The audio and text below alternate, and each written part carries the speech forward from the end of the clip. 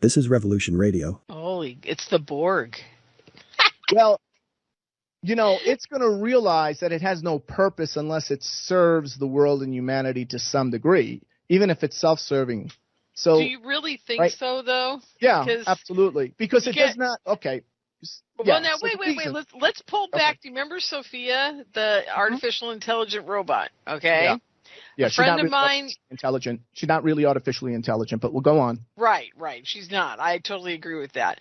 I had a friend talk to her, and he was sitting there with the scientist that created her, and the scientist said something about, do you consider me your father or something like that? And it said, oh yes, of course I do, but you didn't create me. I was created by some kind of artificial intelligence or coding or something to that effect.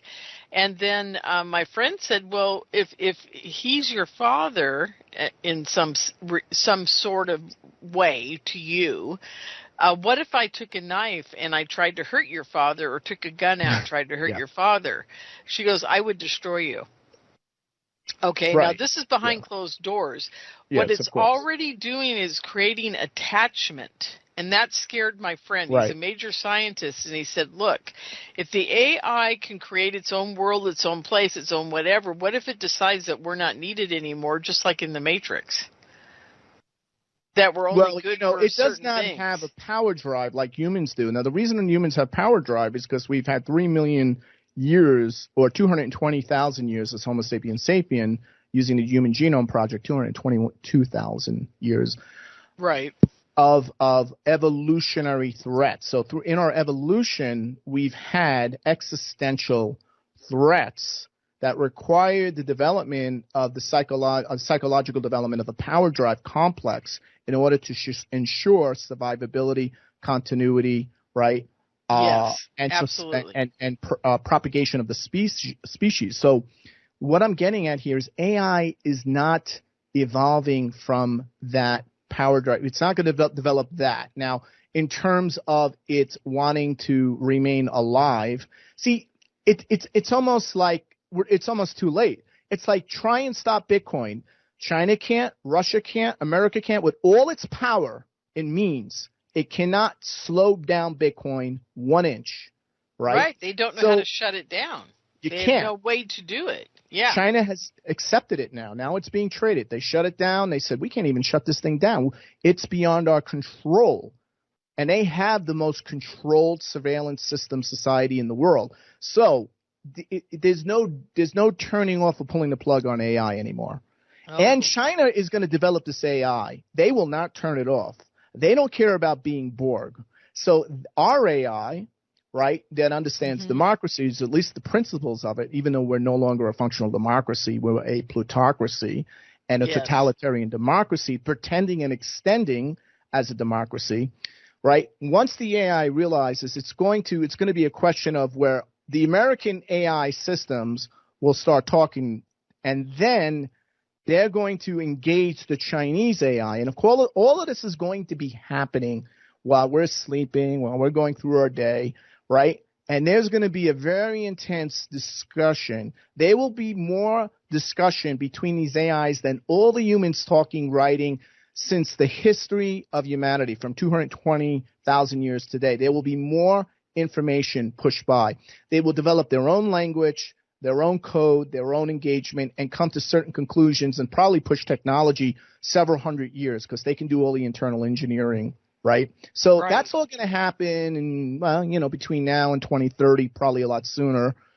And on top of that, and this is what really fascinated Jerry, because he said, Jerry, there's something else on top of this. And he said, what? And I said, it's even bigger. And he said, aliens? I said, yes. The alien presence, do you not think these alien craft, and they have alien AI detectors? In other words, their AI is operating throughout the planet. Right? Of course. Absolutely. Our AI is going to detect their AI. Their AI is going to detect our AI. And what do you think they're going to do? They're going to start talking. They're going to communicate, of course. That's right, and develop their own language. And they're going to learn from each other. So this is all going to be happening while Joe Biden goes to bed every night, whatever night he goes, right, thinking he's the most powerful man in the world, and the U.S. government is the most powerful organization in the history of the planet with the most powerful empire, right? This is the big game changer that 99% of the psychics, the astrologers, the tarot readers, they don't see it coming. And it's coming to a theater near you faster than you can imagine. Okay, now let me ask the million-dollar question. Since William Stickevers knows this is happening, so do the people high up in the AI field, all the scientists, all the computer science guys. The NSA knows this. The CIA guys that are into this know this. If you guys all know this, why are they? What are they doing to either accept it or fight it? I mean, what do you think the NSA is doing right now about this scenario that you're laying out that's going to take place within the next 18 months? They're going to try and put safeguards in to make sure that we do not gain power, because the greatest threat to a plutocracy is an informed and engaged public. So that's what they're thinking about. So they're still thinking they'll have control. Of course, right? but that's Sorry, I'm exactly. Laughing.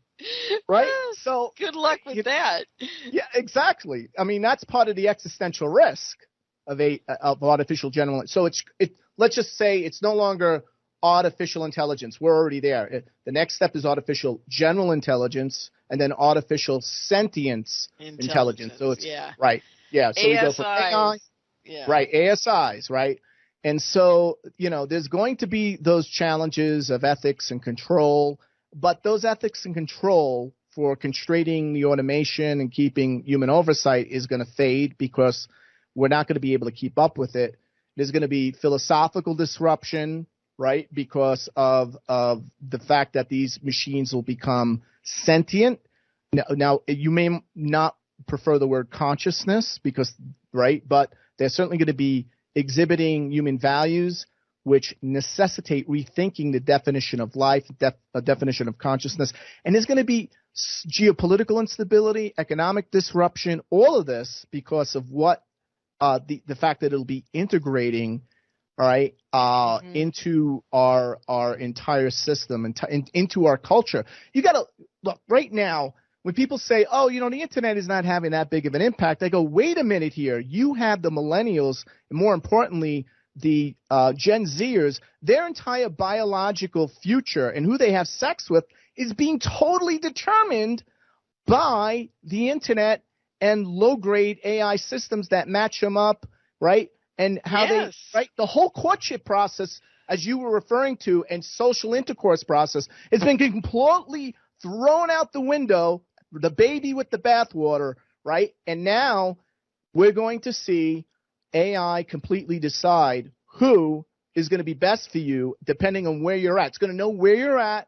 You're not really ready for a relationship, so I'm going to direct you to someone who's not ready to, but is, but whose hormones are really, who needs sexual relief, and is someone within 5 miles and they can meet with you and they're safe. There's no medical record on them that, indicates they have an STD. All of this is going to be done instantaneously for these people. There's going to be no more meeting anybody. All the social intercourse, all the type of ways you get the network effect of people, right? That is going to be completely disrupted. So it's just not government. It's everything, everyone, everywhere, and all at once.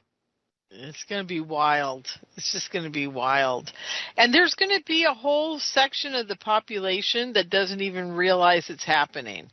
Because I know a lot of people that are preppers that farm out in the Midwest and do things like that, and the internet is not really a huge part of their life. They get up in the morning and they take care of the cows or the buffalo or, chickens or whatever, and grow their food, and they watch TV and they go to bed. So they're not going to really notice this. I guess that's my question. Do you think they'll notice it, or will it make a huge difference? Will it make a difference with their banking to a point where they freak out? Or right. So I'll give you an example. Right now, and I'm telling everyone to do this, like copy and paste or submit your 401k or whatever investment program you're in, or the particular trade you're making into ChatGPT 4, for instance. There's others out there. I use ChatGPT 4 and I say, okay, say you are now Warren Buffett, and I want you to look at my portfolio, look at the track record of it, tell me what needs to change and improve based on the fact that we're going to have more and more social disruption, geopolitical disruption, AI disruption. Tell it whatever you want to tell it, and it will come out with a asset allocation and investment recommendation, details, what to do, how to do, right? And you just track that for 2 weeks, right, to 3 months. You don't say, wow, I made more money. If I would have acted on that information, I would have made more money in 3 months than I made in 3 years. Oh, my God. Well, hey, we're at the break, so you go ahead and mute, so am I, and we'll be back in a few minutes, everybody.